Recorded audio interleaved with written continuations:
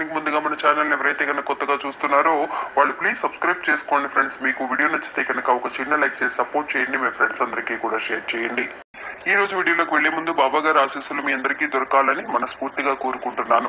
ఇంకా ఈ రోజు బాబా ఏమంటున్నారు అని అంటే, బిడ్డ నీ తోడబుట్టిన వాళ్లే నిన్ను మోసం చేయాలని చూస్తున్నారు, నువ్వు కొంచెం జాగ్రత్త పడు తల్లి అని చెప్పి బాబా మనకు తెలియజేస్తున్నారండి.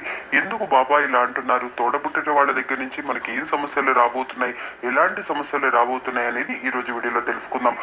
మనందరికీ తెలుసు, ఇప్పుడున్న జనరేషన్ లో అండి నిజంగా అయిన వాళ్ళు లేదు, బయట వాళ్ళు లేరు, ఫ్రెండ్స్ లేరు. ఎవరైనా సరే డబ్బు గురించి, డబ్బు కోసం ఎలాంటి వాళ్ళ మధ్య అయినా సరే సమస్యలు అనేవి వస్తూనే ఉన్నాయండి.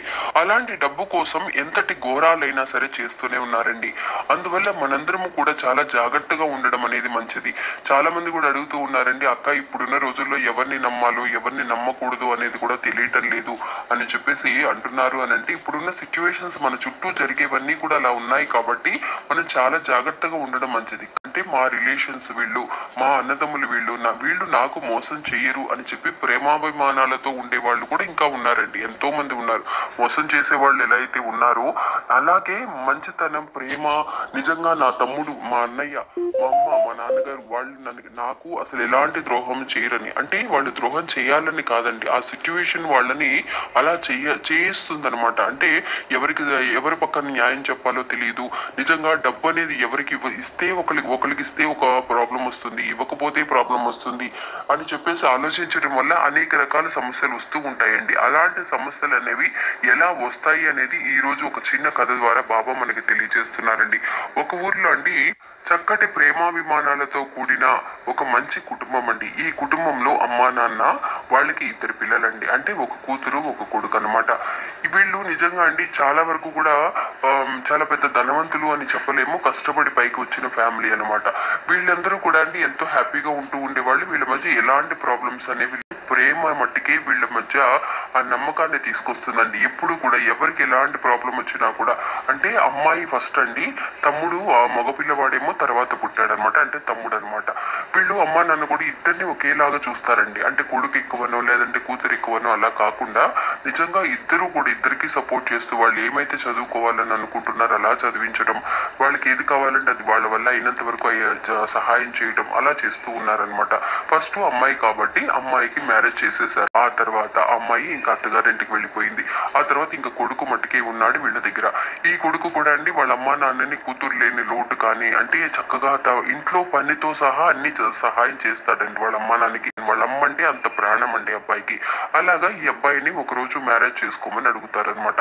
మ్యారేజ్ చేసుకోమన్నప్పుడు, అమ్మ నాకు ఇప్పుడే మ్యారేజ్ ఎందుకమ్మా, అక్కకి పెళ్ళయి ఇంకా సంవత్సరం కూడా కాలేదు, నాకు కొంత టైం ఇవ్వండి, నాకు ఒక ఉద్యోగం రానివ్వండి అని చెప్పేసి అతను అనుకుంటాడనమాట. అలాగే ఆగుతారు. 1 సంవత్సరం అవుతుంది, 2 ఏళ్ళు అవుతుంది. అతను ఉద్యోగం కూడా సంపాదించుకుంటాడండి. పిల్లవాడు అమ్మాయిని చూడడానికి వెళ్దామని చెప్పేసి వీళ్ళు ముగ్గురు వాళ్ళ అక్కతో కూడా కలిపి వెళ్తారనమాట. అక్కడ వాళ్ళు చూసిన తర్వాత అమ్మాయి బాగా నచ్చుతుందండి. నచ్చిన తర్వాత వాళ్ళు అడిగిన ప్రశ్న ఏంటి అంటే, మీకు సొంత ఇల్లు ఉందా అని అడుగుతారనమాట. అడిగేసరికి వీళ్ళకి సొంత ఇల్లు అయితే లేదు, వీళ్ళు మామూలుగా అద్దీంట్లోనే ఉంటున్నారు, కొంచెం కష్టపడే కుటుంబమే కాబట్టి అయ్యో మేము అబ్బాయికి సొంత ఇల్లు ఉంటే ఇద్దామని అనుకున్నామండి, మాకు ఉద్యోగంతో పాటు ఇప్పుడున్న రోజుల్లో సొంత ఇల్లు లేకపోతే కష్టం కదా అని చెప్పేసి అని అనుకున్నప్పుడు, వాళ్ళు ఉద్యోగం చేస్తున్నారమ్మా, వాళ్ళు నిదానంగా కొనుక్కుంటారని అన్నా కూడా మేము కావాలంటే ఆగుతాము, వెయిట్ చేస్తాము, మీరు బాగా నచ్చారు, అబ్బాయికి కూడా అమ్మాయి బాగా నచ్చింది, నాకు ఒక 2 సంవత్సరాలు టైం ఇవ్వండి, ఈ లోపు నేను కష్టపడి ఎలాగైనా సరే సొంత ఇల్లు కొనుక్కున్న తర్వాత మీ అమ్మాయిని వచ్చి కలుస్తాను అని. సరేనా, వాళ్ళు కూడా 2 సంవత్సరాలు ఆగుతారనమాట. ఈ లోపు అతను ఎలాగైనా సరే ఇల్లు కొనుక్కోవాలని ఆలోచన అనేది చాలా స్ట్రాంగ్ గా అతను నిర్ణయించుకుంటాడండి. ఎలాగైనా సరే ఆఫీస్ లో వచ్చేసి లోన్ వేసుకొని అయినా సరే ఒక చోటును కొనేస్తాడు. ఇంకా ఆ తర్వాత కొన్ని రోజుల తర్వాత ఆ ఇల్లు కట్టడానికి కూడా స్టార్ట్ చేస్తాడండి. స్టార్ట్ చేసినప్పుడు అతనికి కొంత డబ్బు అనేది అవసరం అవుతుంది.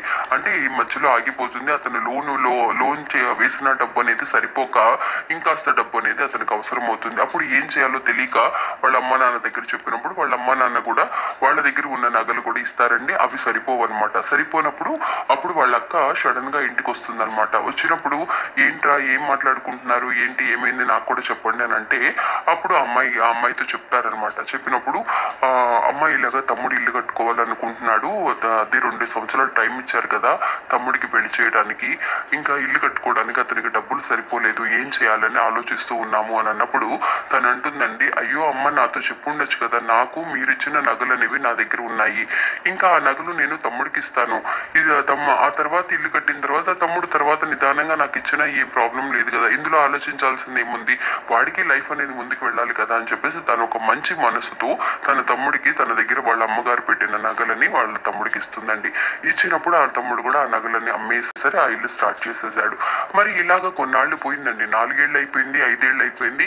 ఇంకా తమ్ముడు దగ్గరికి వెళ్ళి అడగడానికి తనకి భయం. ఇంకా సరే ఇచ్చాము కదా, మళ్ళీ అడగాలంటే ఏమన్నా అనుకుంటాడేమో, ఏమన్నా మళ్ళీ మనస్పర్ధలు వస్తాయి, ఏమన్నా భయపడుతూ అడగడం ఆలోచిస్తుంది అనమాట. కనీసం మరి వాళ్ళ తమ్ముడైనా ఇచ్చే ఆలోచన ఉంటే, అయ్యో అక్క ఇచ్చింది ఎన్ని సంవత్సరాలు అయిపోయింది, మళ్ళీ వెళ్ళి తిరిగి ఇవ్వాలన్న రాలేదనమాట. సరే అని చెప్పి తినే వెళ్ళి అడుగుతుంది. సరే అడిగిన తర్వాత తమ్ముడి దగ్గరికి వెళ్ళి అడిగితే నాన్న ఇలాగ ఇల్లు కట్టుకునేటప్పుడు నేను ఇచ్చాను కదరా నీకు, ఆ బంగారం అనేది నాకు మళ్ళీ విడిపించిస్తావా, మా ఆయన అడుగుతున్నారు, మా ఆయనకి తెలిసిపోయింది ఇలాగ ఇచ్చానని అని అన్నప్పుడు, ఆ బంగారమే కదా ఇస్తాలే, ఆ బంగారం అమ్మా నాన్న వాళ్ళు పెట్టిందే కదా నీకు, మళ్ళీ వచ్చేసి నన్ను అడుగుతావు ఎందుకు, ఇప్పుడు నేనేదో కష్టంలో ఉన్నానని ఇచ్చావు, ఇప్పుడు సడన్ గా అడిగితే నా దగ్గర నుంచి ఎక్కడి నుంచి వస్తాయి, ఆ బంగారం అంతా నువ్వు ఆ బంగారం గురించి మర్చిపో అని చెప్పేసి అతనికి అతను లేవని చెప్పేస్తాడండి. అంటే మళ్ళీ ఇచ్చే ఆలోచనే లేదన్నట్టుగా మాట్లాడేస్తాడనమాట. ఇంకా తమ్ముడు అట్లా రియాక్ట్ అయ్యేసరికి, అతను అలా మాట్లాడేసరికి తిని ఏమీ మాట్లాడలేకపోయిందండి, చాలా షాక్ అయిపోయింది అనమాట. అరే అతనికి ఒక కష్టం అనగానే మనం ముందుకు వచ్చామే, నేను ఎవరి గురించి ఆలోచించలేదు, మా అత్త మామల గురించో హస్బెండ్ గురించో ఏమంటారని నేను ఆలోచించలేదు, ఇచ్చానని చెప్పేసి ఒక మంచి మనసుతో తను వెళ్ళి ఇవ్వడం అనేది తప్ప, లేదంటే కనుక ఇవ్వకుండా ఉండడం అనేది కరెక్టా అని నాకు అర్థం కావట్లేదు అని చెప్పేసి తను కూర్చొని బాధపడుతూ ఉంటుందండి. ఇది నిజంగా ఇప్పుడున్న రోజుల్లో నిజంగా ఎంతో మంది ఇళ్లలో జరుగుతూ ఉందండి. అందువల్ల మనందరము కూడా చాలా వరకు కూడా వాళ్ళ ప్రాబ్లమ్స్, వాళ్ళ ఫ్యామిలీ అని చెప్పేసి మనం వాళ్ళ గురించి కూడా ఆలోచించాలండి. మన గురించి మనం మటుకే మనకి ఇల్లు కట్టుకోవడం ఎంత ముఖ్యమో తనకి ఆ బంగారం విడిపించి ఇవ్వడం కూడా ముఖ్యమే. కాబట్టి అలా కనుక ఆలోచించగలిగితే ప్రాబ్లమ్స్ అనేవి రావన్నమాట. కానీ ఎవరికైనా సరే ఒక హెల్ప్ చేసే ముందు, లేదంటే కనుక ఒక విషయాన్ని మాట్లాడే ముందు, ఒక మాట ఇచ్చే ముందు మనం ఆలోచించడం అనేది చాలా ముఖ్యం. అది కూడా అయిన వాళ్ళ మధ్య గొడవలు వచ్చాయి అని అంటే కనుక మన జీవితాంతం అలా మాట్లాడకుండా ఉండలేమండి. అందువల్ల 1-2 సార్లు ఆలోచించి మనం చేయగలిగితేనే నేను చేస్తానని అనాలి. లేదంటే కనుక తీసుకున్న తర్వాత మళ్ళీ వచ్చేసి నువ్వు ఇందుకే ఇచ్చావు కదా, మళ్ళీ నేను తిరిగి ఇవ్వలేనని వాళ్ళని మోసం చేసే కంటే మనం 1-2 సార్లు ఆలోచించుకొని నేను ఉంటే ఇస్తానని చెప్పాలి, లేదంటే లేదని చెప్పాలి. అలా జాగ్రత్తగా ఉండు తల్లి, అనేక రకాల ప్రాబ్లమ్స్ అనేవి వస్తూ ఉంటాయి అని చెప్పేసి బాబా మనకి తెలియజేస్తున్నారనమాట. అండి ఈరోజు మన వీడియో. ఈ వీడియో కూడా మీ అందరికీ ఎంతో ఉపయోగపడుతుందని అనుకుంటున్నాను. నచ్చితే కనుక ఒక చిన్న లైక్ చేసి హెల్ప్ చేయండి.